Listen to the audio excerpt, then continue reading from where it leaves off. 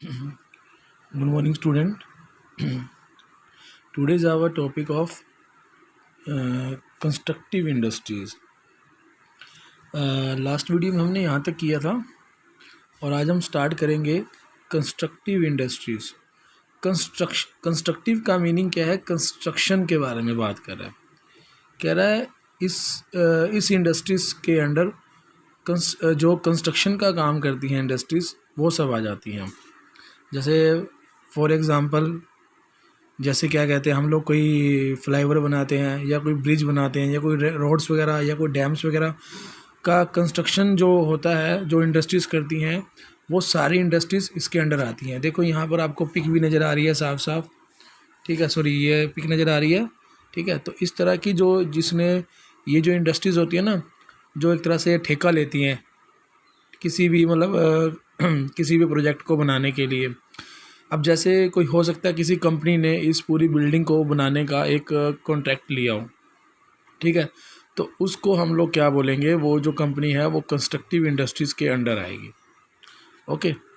उसके बाद हमारी जो थर्ड टाइप की इंडस्ट्री थी वो थी टर्शरी इंडस्ट्रीज़।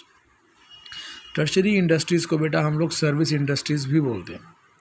अब सर्विस इंडस्ट्रीज़ में क्या क्या होता है? कह रहा है जो सर्विस इंडस्ट्रीज़ है ना, वो एक तरह से अपनी सर्विसेज देती है। किसको? बिजनेस को।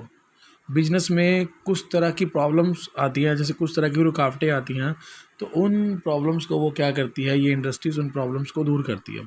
अब जैसे मान लो हमने कोई बिज़नेस स्टार्ट किया है, तो अब हमने बिज़नेस में जो भी प्रोडक्शन किया है, जो भी मैन्युफैक्चरिंग किया है, ठीक है, तो उस चीज़ को, उस आइटम को, उस प्रोडक्ट को हमने कस्टमर के पास पहुंचाना है कंजप्शन के लिए। तो वो कस्टमर के पास वो गुड्स कैसे जाएगी? वो जाएगी ट्रांसपोर्ट के थ्रू जाएगी। जैसे आप लोग क्या कहते हैं, जैसे टीवी पे कई शो आ रहे होते हैं, तो हम ऑनलाइन कुछ चीज़ ऑर्डर करवा देते हैं, तो वो जो हम कुछ भी ऑर्डर करवाते हैं वो हम गुड्स हमारे पास कैसे आती हैं? वो ट्रांसपोर्ट के थ्रू ही तो आती हैं, ठीक है। दूसरा है बैंक। अब बैंक का क्या रोल है बिजनेस में? अब कोई भी ऐसा बिजनेस नहीं है जो क्या कहते हैं लोन की हेल्प से ना चल रहा हो। बहुत रेयर बिजनेस ऐसे होते हैं जो लोन की हेल्प से नहीं चल रहे होते, ठीक है। अब इंश्योरेंस भी करवाते हैं हम लोग। हमें डर होता है कि रास्ते में हमारी जो गुड्स हैं, जो गुड्स हमारी ट्रांसपोर्ट के थ्रू आ रही है, कहीं थ्रू क्या कहते हैं एक्सीडेंट के थ्रू उसको कोई प्रॉब्लम ना हो जाए या हमारा लॉस ना हो जाए, तो उस चीज़ से बचने के लिए हम लोग इंश्योरेंस की हेल्प लेते हैं, ठीक है। उसके बाद एडवर्टीज़मेंट भी करवाते हैं अपनी गुड्स को लेकर, ताकि कस्टमर को हम लोग बता सकें कि मार्केट में नया क्या प्रोडक्ट लॉन्च होने वाला है। स्टोरेज। अब जब हम गुड्स बना लेते हैं, सारी की सारी बनते तो बिक नहीं जाती, तो हमें कुछ टाइम के लिए उसको स्टोर भी करना पड़ता है, गोडाउन में रखना पड़ता है। तो ये जो सर्विसेज है, जो ये सर्विसेज हमें मिलती हैं, वो इस इंडस्ट्रीज़ के थ्रू मिलती है, ठीक है। अब साफ साफ बता रखा है इन्होंने, तो कह रहा है इस तरह की सर्विसेज को, जो ये सर्विस है जो हमें दे रही हैं, जो इंडस्ट्रीज़ हमें दे रही हैं, उसको हम क्या बोलते हैं? टर्शरी इंडस्ट्रीज़ या सर्विसेज इंडस्ट्रीज़, ठीक है। जैसे इसमें ट्रांसपोर्ट इंडस्ट्री आ गई, बैंकिंग इंडस्ट्री आ गई, इंश्योरेंस इंडस्ट्री आ गई, एडवर्टीज़मेंट इंडस्ट्री आ गई, वेयर हाउसिंग इंडस्ट्री आ गई, इस तरह की।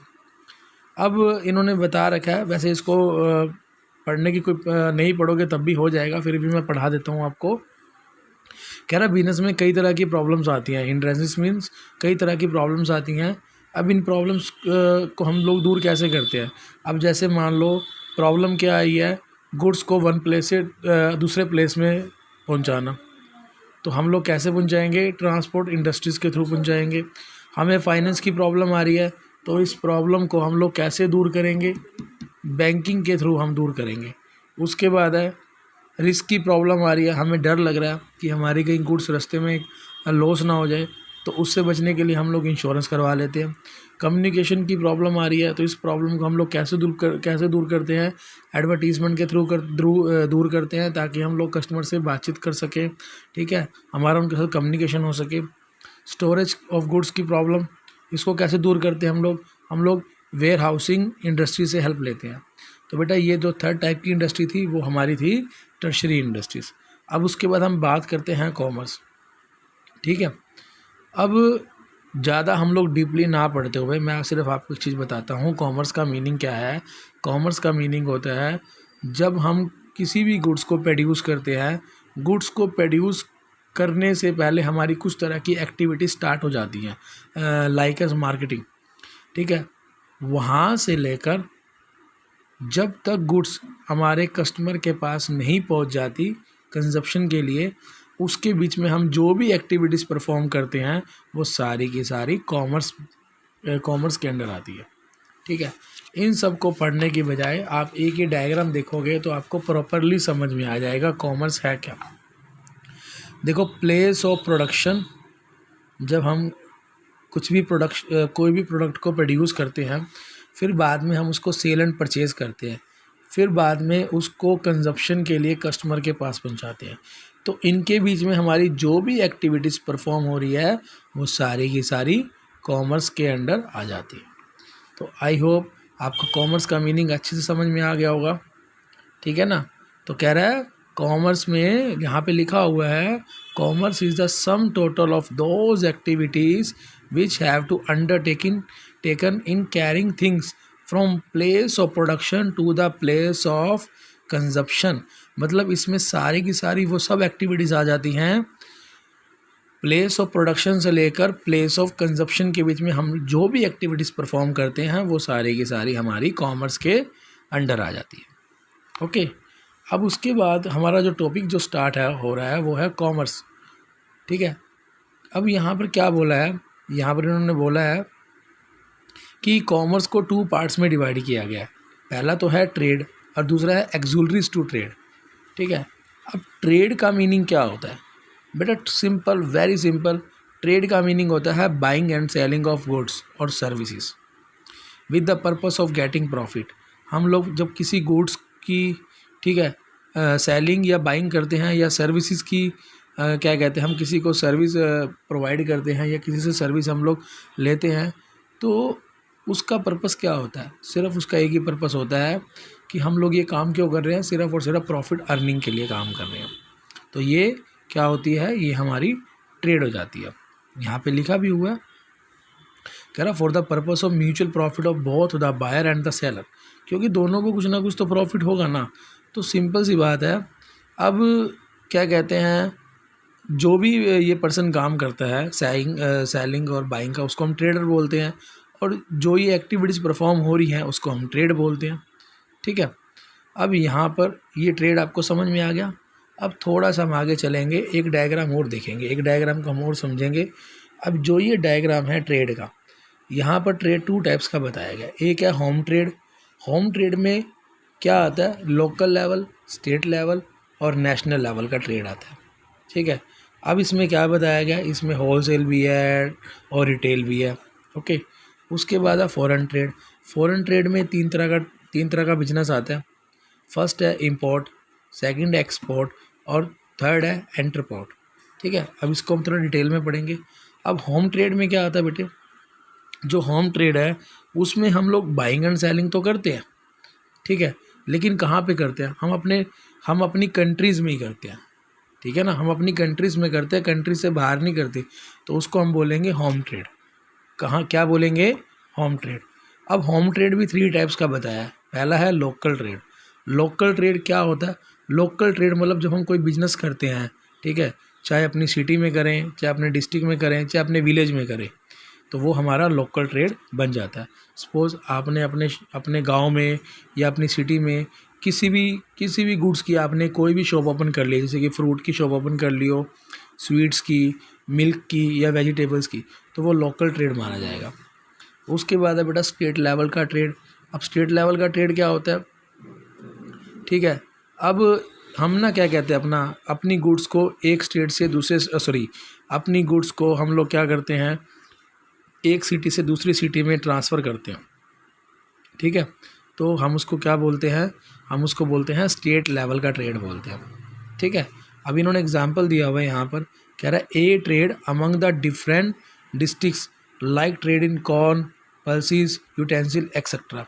कह रहा है एक बिजनेस जब डिफरेंट डिस्ट्रिक्ट्स में, जैसे कि मान लो पानीपत और करनाल के बीच में बिजनेस हो रहा है आपका, जैसे मान लो क्या कहते हैं, कोई भी वर्क है, सपोज़ आपका जैसे काम है क्लॉथ्स का, तो आप अपना कपड़ा पानीपत से करनाल भेज रहे हो, पानीपत से सोनीपत भेज रहे हो, तो वो स्टेट ट्रेड आ जाएगा, ठीक है। उसके बाद है इंटर स्टेट ट्रेड। अब इंटर स्टेट ट्रेड ये क्या होता है, जो डिफरेंट स्टेट्स के बीच में किया जाता है, ठीक है।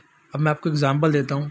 जैसे हमारे यहाँ पर जैसे जितनी भी कपड़े की शॉप्स है मार्केट्स में, तो वो सारे के सारे कहाँ से कपड़ा लेकर आते हैं, वो सारे के सारे दिल्ली से लेकर आते हैं। मतलब हरियाणा वाले, जितनी भी हरियाणा में शॉप्स हैं ऑलमोस्ट, वो सारे के सारे दिल्ली से कपड़ा लाकर यहाँ पर सेल करते हैं। तो हरियाणा और दिल्ली के बीच में जो भी बिजनेस हो रहा है उसको हम लोग बोलेंगे इंटर स्टेट ट्रेड, ठीक है, ओके। और उसके बाद जो हमारा विंटर का जो कपड़ा होता है, वो सारा का सारा हम लोग पंजाब लुधियाना से लेकर आते हैं। तो मतलब इसको भी हम लोग क्या बोलेंगे, इसको भी हम लोग इंटर स्टेट क्या कहते हैं, इंटर स्टेट ट्रेड बोलेंगे, ठीक है बेटा। तो ये हमारा टॉपिक क्लियर हो गया, ठीक है। उसके बाद हमारा है wholesale trade and retail trade. अब होलसेल ट्रेड ये क्या होता है, जो होलसेल ट्रेड और जो रिटेल ट्रेड बताया गया ना, कह रहा है इसको and the head of home trade, इसको कह रहा है होम ट्रेड के लास्ट के हेड में बताएंगे। लेकिन मैं फिर भी आपको बता देता हूँ, रिटेल ट्रेड वाले मैं बताता हूँ क्या होता है। जो रिटेल ट्रेड होता है ना, रिटेल ट्रेड का, आप जैसे मान लो आपके घर के पास कोई भी शॉप है किसी भी तरह की, वो रिटेल में आ जाएगी। क्यों? रिटेल का मीनिंग होता है जब आप वहाँ पर किसी एक प्रोडक्ट को भी परचेज़ कर सकते हो। सपोज़ आपको एक क्या कहते हैं साबुन का पैकेट लेना है, तो आपको एक सोप का पैकेट मिल जाएगा आराम से। क्योंकि जो रिटेल वाले क्या करते हैं, आपको एक मतलब इंडिविजुअल गुड्स को भी ये क्या करते हैं, सेल कर देते हैं। लेकिन होलसेल वाले ऐसा नहीं करते। होलसेल में आपको काफ़ी ह्यूज क्वांटिटी में गुड्स लेनी होती है। जैसे सपोज़ आपको क्या कहते हैं अपना सोप लेना है, तो आपको एक सोप का पैकेट नहीं मिलेगा, कम से कम यहाँ पर कुछ क्वांटिटी की लिमिट होती है। जैसे सपोज़ उन्होंने बोला हम आपको 12 सोप से कम नहीं देंगे, तो यहाँ पर आपको अच्छी खासी क्वांटिटी में गुड्स लेनी पड़ती हैं। लेकिन यहाँ पर आपको जितनी भी आपकी रिक्वायरमेंट है उसके अकॉर्डिंग आपको गुड्स मिल जाएंगी। लेकिन इसमें ऐसा नहीं होता। जैसे हमें वेजिटेबल्स हम लेने जाते हैं शॉप से, हम कहते हैं उसको क्या कहते हैं 1 kg दे दो, तो हमें 1 kg दे देते हैं ना। लेकिन होलसेल वाले ऐसा नहीं करेंगे, ठीक है ना। होलसेल वाले कभी भी ऐसा नहीं करते। वो बोलेंगे 1 kg नहीं मिलेगी, पूरी की पूरी आपको बोरी लेके जानी पड़ेगी जो भी वेजिटेबल है, ठीक है। तो रिटेल में आपको जितनी आपको रिक्वायरमेंट है उसके अकॉर्डिंग सामान मिल जाएगा। लेकिन होलसेल में लिमिट के अकॉर्डिंग आपको, उनकी लिमिट के अकॉर्डिंग वो आपको सामान सेल करेंगे, ठीक है बेटा।